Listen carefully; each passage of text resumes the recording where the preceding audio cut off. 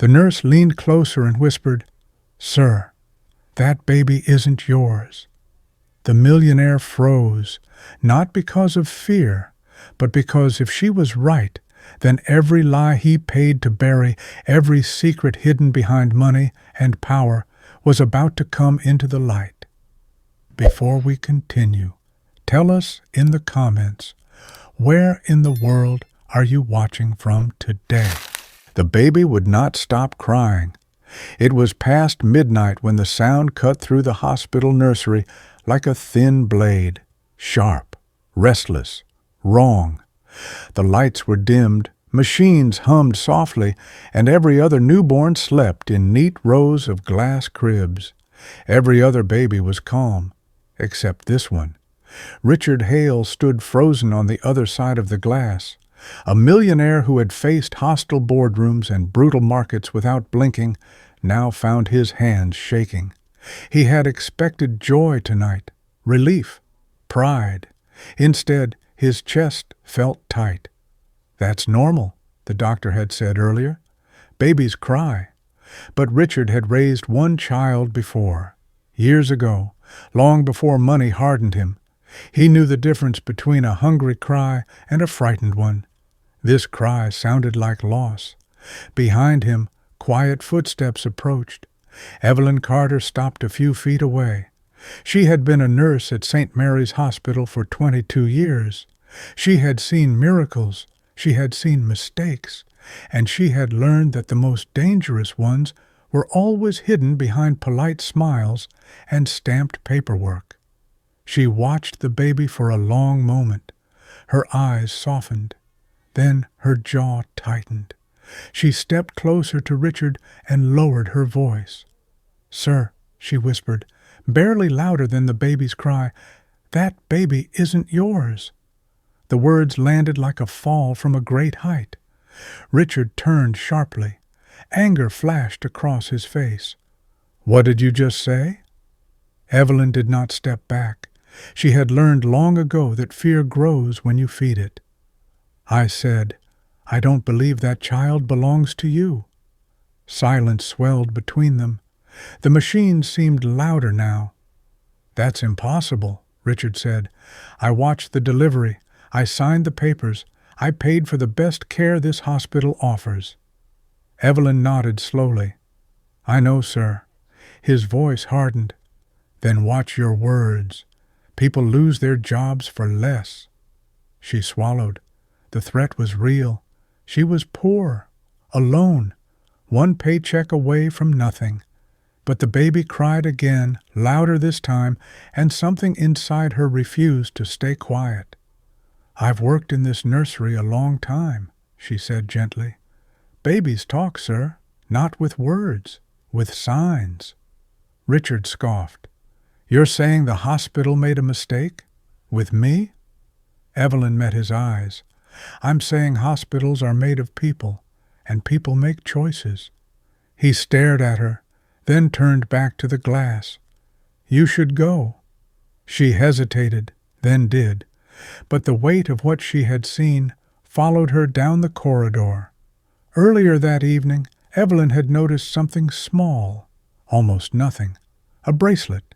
The plastic band around the baby's ankle looked newer than the others. The name was correct. The code number wasn't. Later, she checked the delivery log. 2 babies born within 9 minutes. Same delivery wing, same nurse assisting. One file marked private, sealed fast, too fast. She had seen this before. Years ago, when she was younger and braver in quieter ways, she had trusted the system. Back then, her own baby had fallen sick after birth. Doctors said it was one of those things. By the time questions came, the records were gone. And so was her child. Evelyn had learned what silence costs. Richard returned to his private room, fury simmering under his tailored calm. He told himself the nurse was bitter, or confused, or looking for attention. People always wanted something from men like him. Still, sleep would not come. He thought of the baby's face, the way its tiny fingers curled, searching for something that wasn't there. The next morning, Evelyn was called into administration. "We've received a complaint," the supervisor said without looking up, "from a very important family." Evelyn nodded. "I understand. You are not to speak to Mr. Hale again." "Yes, ma'am." "And stay within your duties." Evelyn stood, then paused. "What about the other baby born last night?" The supervisor finally looked up, her expression closed. "Which baby?" Evelyn's heart sank. Later, during her shift, she checked the nursery again. One crib was gone, the chart slot empty. The crying baby, Richard's baby, was quieter now. Too quiet. A doctor adjusted the monitors and frowned. "Everything okay?" Richard asked. The doctor forced a smile. "We're watching it." Watching, Evelyn thought, was not the same as caring. She passed the chapel on her way out that evening and stepped inside. The room was empty. She sat, hands folded, and whispered a prayer she hadn't spoken in years. "Lord," she said, voice trembling, "I stayed quiet once. I won't do it again." That night, Richard stood alone by the nursery glass again. The baby slept, fragile and small. Behind him, Evelyn's words echoed like a whisper that refused to fade. "That baby isn't yours." And for the first time in his powerful life, Richard Hale wondered if money could truly protect him from the truth. By the third day, the baby stopped crying. That should have been good news. It wasn't. The nursery felt different now, too quiet. Nurses moved carefully around the glass crib, whispering in low voices, adjusting wires and monitors, as if sound itself might break something fragile. The baby lay still, eyes half open, breathing shallow. Richard Hale stood nearby, his expensive coat folded over a chair he hadn't sat in once. He watched every rise and fall of the baby's chest. Numbers blinked on the screen. The doctor kept saying the same thing. "We're observing." Richard hated that word. It sounded like waiting, and waiting had never been his way. "What's wrong?" he asked again. The doctor hesitated. "Nothing we can name." Money could buy answers. This time it couldn't. Down the corridor, Evelyn Carter packed her locker. Her suspension letter lay folded in her pocket. "Pending review," it said. The words were polite. The meaning was not. She moved slowly, touching the chipped metal door, the faded name tag. This hospital had been her life. Now it wanted her quiet. As she turned to leave, a young nurse slipped something into her hand, a scrap of paper. No name. "Don't let them bury this," the nurse whispered. Evelyn unfolded it outside. A room number, maternity wing, basement level. That evening, while rain streaked the city in thin silver lines, Evelyn returned through the side entrance. No uniform, no badge, just faith and fear walking together. The woman in the basement room looked exhausted. Dark circles under her eyes, hands clenched around an empty blanket. "They told me my baby was weak," the woman said softly. "They said he needed special care. Then they said I could go home." Evelyn sat beside her. "Did they show you your child?" The woman shook her head. "Just once, for a second." Evelyn's chest tightened. "Did they give you this?" She held up a bracelet. The woman's breath caught. "Yes, that number, that's my son." Evelyn felt the room tilt. The code matched the one she had memorized. Across the hospital, Richard received a call he hadn't expected. His lawyer. Nervous. "Richard," the man said carefully, "there's something in your past we should discuss." Silence. "The nurse you were involved with, years ago. She disappeared after leaving the hospital." Richard's grip tightened on the phone. "I paid what was owed." "I know, but records show a birth around that time. Private, quiet. The memory hit him like cold water. A young woman, afraid, pregnant, his assistant handling details, him choosing distance over responsibility. "I want every record," Richard said. "Now." He went to the nursery again. The baby stirred weakly. For the first time, doubt outweighed anger. That night, Evelyn knelt alone in the chapel. "I don't want revenge," she whispered, "just truth." The next morning, Richard requested a DNA test. The hospital stalled. "Unnecessary," they said. "Risky, stressful." Richard leaned forward. "Do it, or I will." Behind closed doors, files moved, emails vanished. But truth is stubborn. Evelyn was called back in, not as a nurse, as a witness. Richard met her in a small office. No audience, no power plays. "Why are you doing this?" he asked. She looked tired, honest. "Because I once lost a child to silence. I won't lose another." He studied her, then spoke quietly. "If you're wrong—" "I know," she said, "but if I'm right, someone has been living a lie." The DNA samples were taken that afternoon. Hours passed like years. When the results arrived, the envelope felt heavier than paper should. Richard stared at it, hands unsteady. Evelyn stood across the room.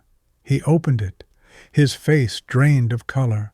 The baby he had claimed was not biologically his. The room held its breath. Richard looked up at Evelyn. His voice broke. "Then where is my child?" She answered softly, with tears in her eyes. "In a basement room, waiting." The room felt too small for the truth it held. Richard Hale sat with the DNA report spread across the table like a verdict. Numbers, codes, scientific certainty. There was no arguing with it, no buying it away, no delaying it. His child was alive, and his child was not the one he had claimed. Across from him, Evelyn Carter stood quietly. She did not look victorious. She looked tired, relieved, afraid of what came next. "Take me to her," Richard said. His voice was low, stripped of command. For the first time, he was not giving orders. He was asking. They walked through corridors Richard had never noticed before. Narrow hallways, faded paint, the hospital's forgotten places, places where people without money waited quietly for decisions made above them. The basement room smelled of disinfectant and loneliness. The young woman looked up as they entered. Fear crossed her face, followed by confusion. She pulled the thin blanket tighter around her empty arms. "They said my baby needed time," she whispered. Is he okay?" Richard couldn't speak. Evelyn stepped forward. "Ma'am," she said gently, "your son is alive, and he's been waiting for you." The woman's knees buckled. Evelyn caught her just in time. Moments later, the baby was placed in his real mother's arms. Something changed. The child stirred. Tiny fingers grasped fabric. A weak cry rose, then softened. The monitors beeped, steadier now. Nurses exchanged glances. Doctors whispered words like improvement and unusual recovery. Evelyn closed her eyes. Richard watched, tears sliding down a face the world had only seen carved in confidence. He knelt slowly in front of the woman. "I was wrong," he said. "I chose silence when I should have chosen responsibility. I can't undo that, but I won't hide any more." The hospital could not hide either. Records surfaced, confessions followed, administrators resigned, policies were reviewed, lawyers circled, but the truth moved faster than money now. When reporters came, Richard did not deny it. "I failed," he said publicly, "and I'm grateful someone braver than me refused to stay quiet." Evelyn was offered compensation, a large sum, life-changing. She declined. "I don't need to be paid for telling the truth," she said. "I just need to keep my job." Instead, she was reinstated with honor, promoted, given a voice. Weeks passed. The baby grew stronger each day. His mother smiled again, real smiles, the kind that reached the eyes. One afternoon, Richard stood in the nursery one last time. The sun poured in through the glass. The room felt warm, human. Evelyn stood beside him. "Thank you," he said. 2 simple words, heavy with meaning. She nodded. "Truth doesn't arrive loudly, sir," she said. "Sometimes it whispers until you listen." Richard watched the child sleep peacefully, finally where he belonged. And for the first time in many years, hope did not feel like something money could buy. It felt like something earned,